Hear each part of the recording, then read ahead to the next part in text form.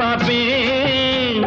பெற்றெடுத்த தாயாக மற்றவரை நான் நினைச்சு பிள்ளை என வாழ்ப வேண்டாம். பெற்றெடுத்த தாயாக மற்றவரை நான் நினைச்சு பிள்ளை என வாழ்ப வேண்டாம். அந்த பெருமைகளை காப்ப வேண்டாம். நாம் பார்த்தா பைத்தியக்காரே, உன் பாட்டனுக்கு வைத்தியம் பார்ப்பேன். நாம் பார்த்தா பைத்தியக்காரே.